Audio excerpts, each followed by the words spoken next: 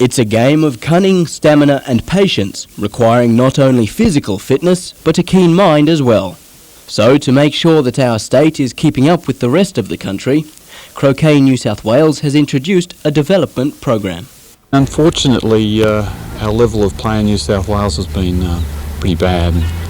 Last year we struggled to be not beaten by Tasmania. These 9 women are learning the ins and outs of the strategic battle, improving New South Wales's chance of winning national recognition. And it's a sport which is quickly becoming one of the more popular mind games in Australia. Sort of like snooker and chess on a paddock. But aside from the mental toughness, physical fitness is also a necessity. They're going to walk 4 or 5 kilometres in a game. They'll probably play 2 or 3 games in a day at the state level. So they've got to be reasonably fit. Another 4 weekend training sessions are in the pipeline for the squad. Adam Harper, NBN News.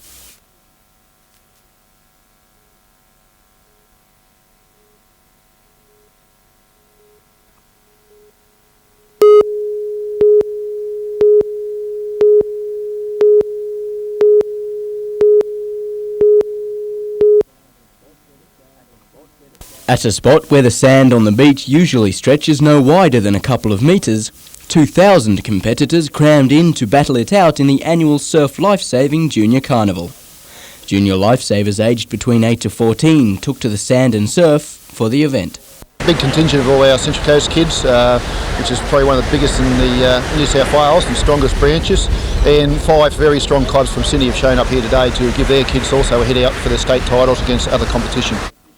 The competition serves mainly as a warm-up for the branch and state titles coming up later next month. The last weekend in February, the state titles are held down at Sydney at North Narrabeen, and that's the ultimate one for the juniors in the state to come out with a medal at the state titles. But with trying conditions, only the cream of the crop managed to make a good time. Competitors now have a few weeks of rest and recuperation before they hit the surf again in the branch titles in February.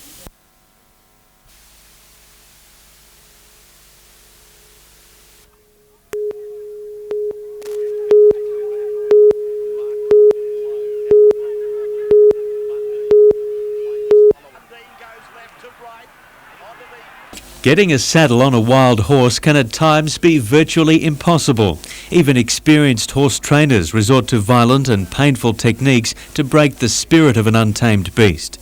But this 64-year-old Californian cowboy, Monty Roberts, says he can do in half an hour without violence what traditional trainers take 4 to 6 weeks of torture to accomplish. Here in Australia, you still use the term breaking in, and that means to cause them to comply. Mine is the reverse, where I wait for them to do something right and congratulate them for it and take pain, violence and restraint out of the scenario completely. A rider since age 2, Monty Roberts not only felt for the horses being broken in by his father, he also feared for his own safety. He was very tough on me, physically brutal with me. And that caused me to look for a better way, because I saw myself saying, I resent this and I'm not learning from it. I wonder if the horses feel the same way. Monty now travels with his own son and will demonstrate his technique of communicating with horses at the Newcastle Entertainment Centre tomorrow night from 7:30, with proceeds going towards riding for the disabled. I have gone non-profit, and I have devoted the rest of my life now to the education of my concepts. And my life's goal is to leave the world a better place for horses and people than I found it. Paul Lobb, NBN News.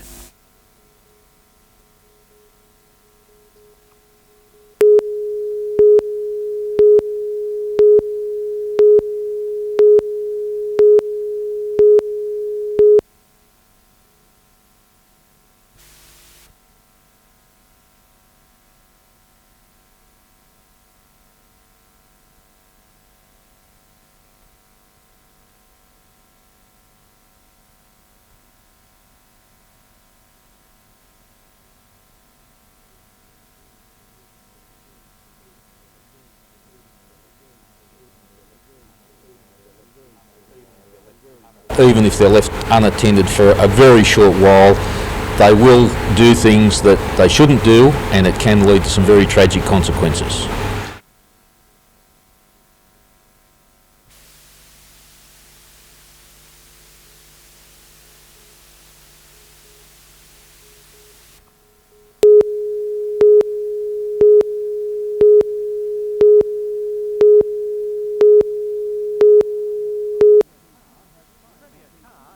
Premier Carr has tried to defuse the issue by describing reports of a homeless clean-up as completely baseless. But welfare providers like the Samaritans fear those living on park benches and under bridges will be regarded as bad for Sydney's image. During an occasion like the Olympic Games, the government wants to get rid of those people so they're out of sight. The problem is made worse during an event like the Olympics for people down on their luck because cheaper accommodation is soaked up. Caravan parks and boarding houses and cheap hotels are all full. Therefore, where do those people go? Because the Hunter region already has high unemployment, Mr Shevels fears the area cannot soak up Sydney's unwanted unless the government provides the money to accommodate them. If they're going to relocate people from Sydney to the Hunter, there needs to be funds attached to those relocation plans so that we can do a much better job than simply looking after people for a few weeks until the crowds subside in Sydney and then they go back to Sydney. That's really just sweeping the problem under the carpet.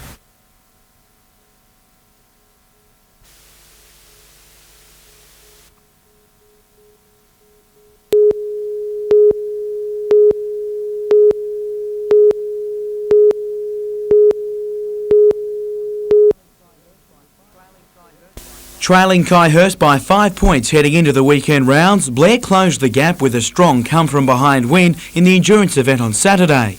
With Hurst finishing 7th, Blair grabbed a share of the series lead, but it lasted just 24 hours.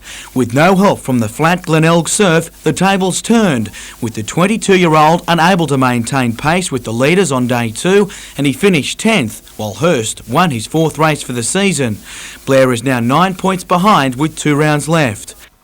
In contrast, no one has been able to stop junior surf lifesaving champion Todd Mulville. The 15-year-old returned from the Interstate Championship in Western Australia with 4 winning performances that also won him the lifesaver of the championship. Feels great for the 3rd time in a row for winning the 2 events, the sprints and the flags. It feels great. It's the 3rd time the state team co-captain has won the flag beach sprint double, and with Australian titles looming, there's a possibility of earning a lucrative Nutrigrain Series Ironman contract. But there isn't much this teenager can't do. As state and national track champion, Todd has been offered trials with overseas soccer clubs, while he's currently busy in selections with the Newcastle Knights junior squad. Just take everything as it comes, just see what training comes up. I'm usually flat out, all week. The surf at Wollongong was far from flat at the weekend for the final round of the State Wave Sailing Championships, with Central Coast's Glenn McFarlane taking the New South Wales title.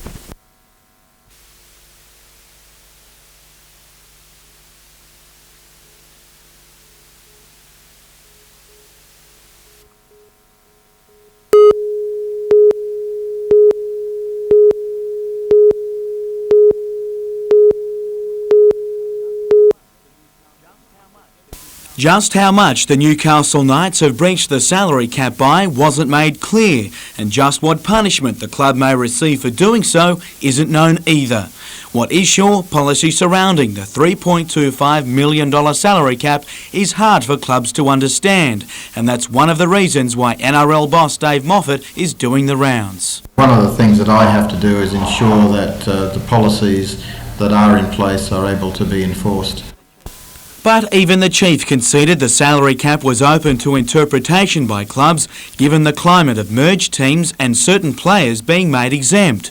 The Knights themselves are negotiating to have ex-Souths player Matt Parsons and former Gold Coast Charger Clinton O'Brien excluded from the capping laws. But in the end, they're only after one thing. We as a club are trying to have a discussion with the NRL in regard to how that policy is interpreted and to make sure that it's applied evenly across all teams. Moffat will make recommendations to the NRL board, who will then make any decisions surrounding the salary cap. Also on the agenda at Newcastle though, Marathon Stadium and the chances for a redevelopment. But at the moment the NRL has more immediate problems of their own, securing a naming rights sponsor for one. We're still hopeful, but we don't have much time. Jim Callanan, NBN News.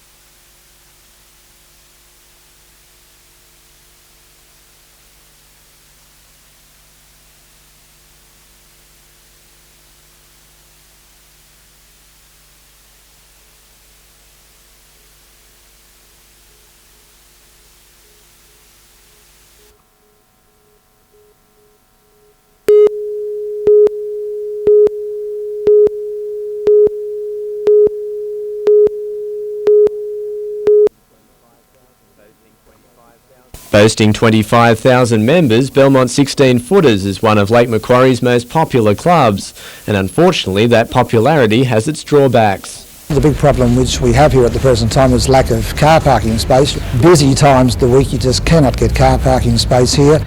And this is the club's solution: 2 multi-level car parks, almost trebling the number of spaces, plus extensions to the club, all to the tune of $6 million. But local residents like Mick Sheridan and Margaret Marsh are far from impressed, claiming the car parks will block lake views, lead to increased noise, and act as a green light for high-rise developments. They're organising a public meeting at 35 Ross Street on Saturday morning. The residents just don't want it, full stop. So that's what it's all about, that's the issue. But the club points out there were houses blocking the views some 20 years ago. Those houses were gradually demolished to make way for the current rigging area, and so the Belmont 16-foot sailing club in fact has created the view which people do get when they do come down Ross Street. A development application is being considered by Lake Macquarie Council. Colin Baldwin, NBN News.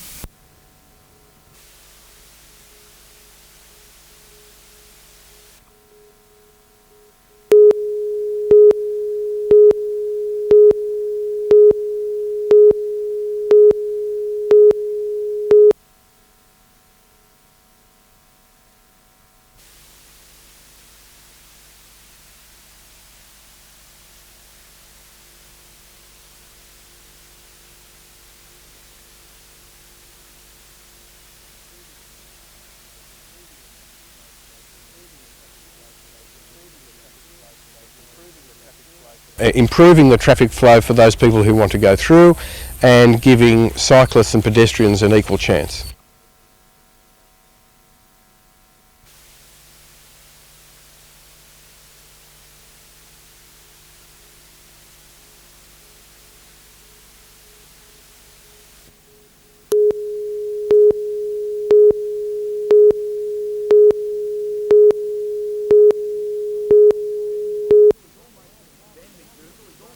Ben McDougall is almost a carbon copy of his brother Adam, but it's not looks that coach Warren Ryan wants him to mirror in his older sibling, it's performance. And Ben gets his first chance to prove what he has to offer this weekend in the trial match against the Burleigh Bears, something Ryan is keen to see. He's got a good idea of the game and he's very robust, to say the least. He's a very powerful tackler, and I'm looking forward to seeing that.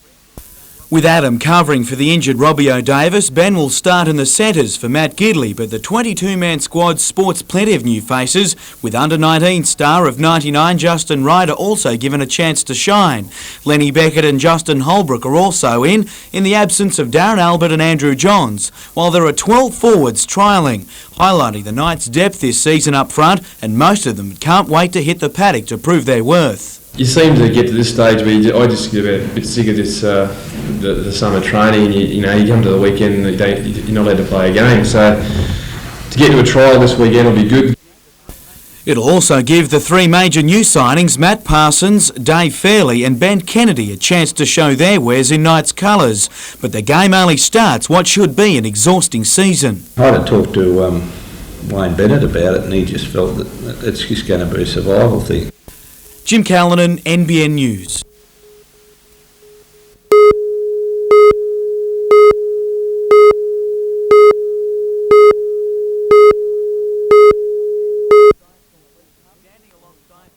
Standing alongside some elite company at the World Cup short course meet, Justin Norris proved a real match for his more fancied rivals. While Olympic silver medalist Scott Miller stole the headlines with a powerful swim in the 200-metre fly final that now has him firmly in Sydney 2000 contention. Norris's second place has him well positioned ahead of the Olympic trials also in May. It was a big night for Norris, who also swam the 400 individual medley final and actually led early after the fly leg, only to fade late in the race to finish 5th. From the pool to the pitch, and the Mid-North Coast boys would have done anything to hit the water today. Instead, they spent much of it chasing leather in the field. In the under-18 competition that started today, the home side smashed 323 in 60 overs, losing just 4 wickets along the way. Australian under-17 rep Aaron Alley showed no mercy.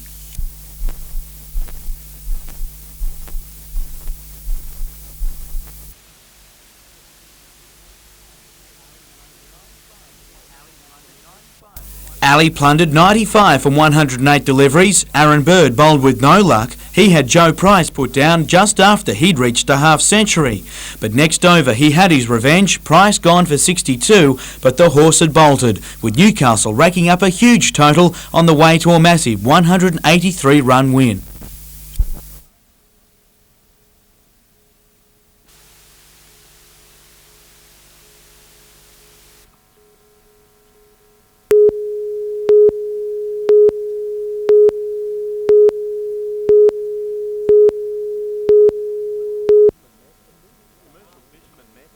Commercial fishermen met immediately after the Premier's announcement this afternoon and were clear on one thing. It's totally against the recommendations of the Premier's task force. Now he's doing a backflip there. He's going against the recommendations of the task force. We think it's pretty crook actually. A mooted $6 million buyout of selected fishing licences, simply not nearly enough or reasonable. The fishermen statewide will be running a campaign against the saltwater licence, which is a pity because we're actually for it. We think if they used it for habitat enhancement, conservation issues that come into it, that'd be a great thing. But to tie it to this cynical buyback is just so wrong. And they say the people who'll pay the ultimate price are the consumers themselves. They're going to be paying increased prices for their fish. There's going to be a downturn in fish production, and there's going to be a lot of acrimony generated amongst the community. Fishermen, both commercial and recreational, looking for more thorough proof of depleted stocks. Lake Macquarie fish are seasonal. They come in and out of the lake and replenish their stocks. Now, every scientific study that's been done on the lake has showed that. Matt Carden, NBN News.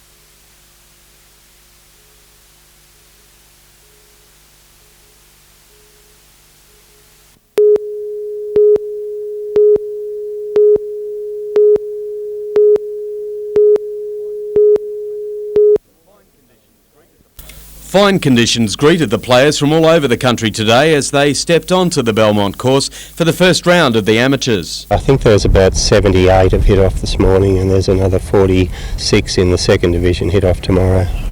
Local entry Cherie Burns together with Helen Beattie and Nikki Campbell starting their round of 72 on the back nine. It looks as though Cherie Burns has got out of the blocks pretty quick. I think she birdied the 11th, and so she's 1 under after 3. Also on the course, more women to watch, including last year's place getter Rebecca Stevenson and Carly Butler, both looking to make the final cut with some fine chipping and putting. Well, the girls play reverse round tomorrow. Those that hit off last today hit off first tomorrow, and then they go into a seeded draw on Saturday and Sunday. The action continues on the course from 11 a.m. tomorrow. Matt Carden, NBN News.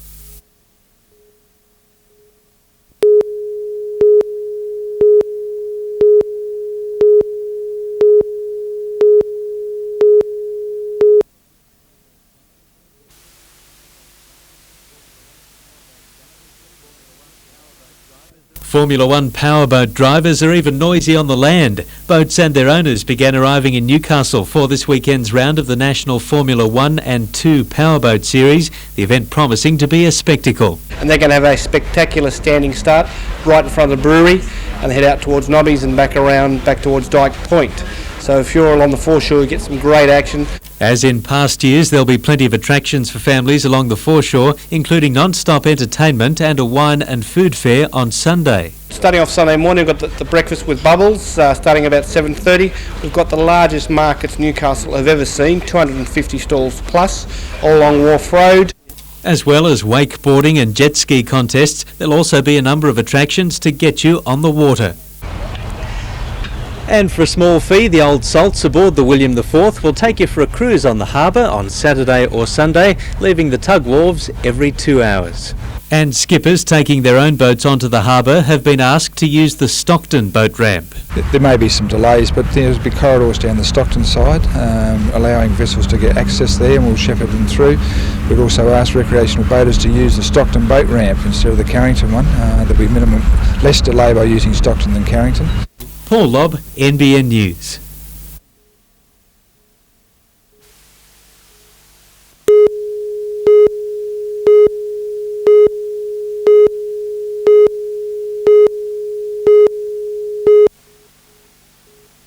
Swansea can be a magnet for tourists during summer. You have people camping here for a fortnight, the school holidays, long weekends, and they're always first in, best dressed here for a good spot. But it's also become an ideal dumping ground for campers. With no bins on the islands and no one to collect the rubbish, it's become quite simply filthy. Bottles, plastic bags, plastic bottles and paper. There was garbage bins placed here, but now they've been ripped off and the people have just leaving their rubbish behind. The islands were being tidied by volunteers, funded for their work by the Department of Land and Water Conservation. But that stopped several months ago after state government cutbacks. It appears that arrangement has fallen over and we need to investigate that. Until some kind of arrangement is made, rubbish just keeps on piling up.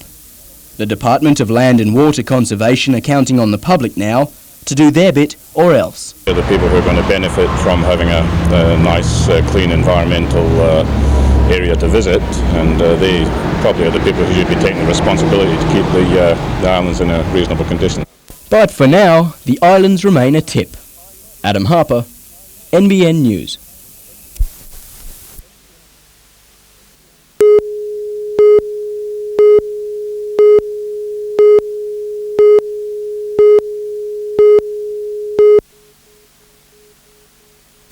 The Central Coast was once a popular destination for competitive horse riders, but the sport's support died away.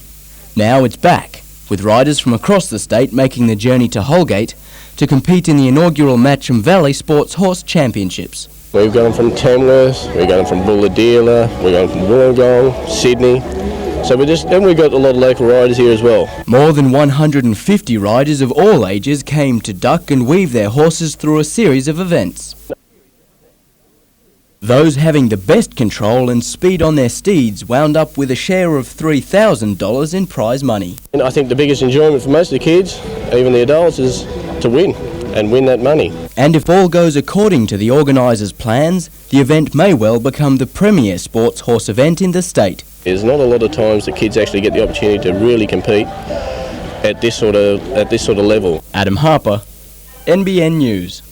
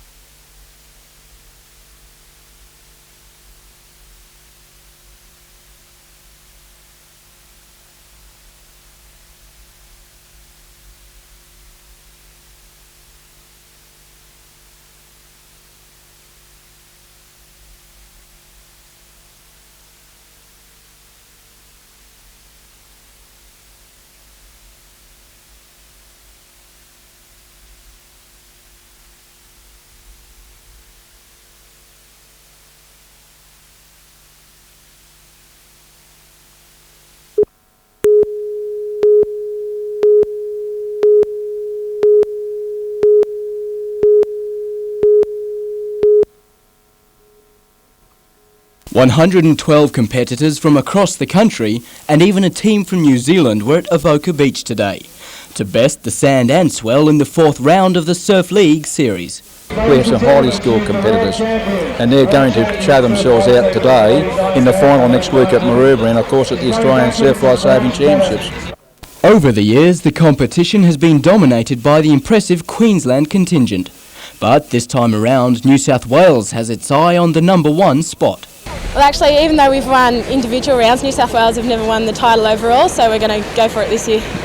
It's the first time a round of the series has been held at Avoca, and the Central Coast rose to the occasion, providing 3 competitors for the New South Wales team of 16. But at the end of the day, it was the Queenslanders who managed to make the most of the small surf and maintain their lead. It doesn't matter about the size of the surf, the talent and the competition certainly makes up for the small surf. The final round of the series is held in Sydney next weekend. Adam Harper, NBN News.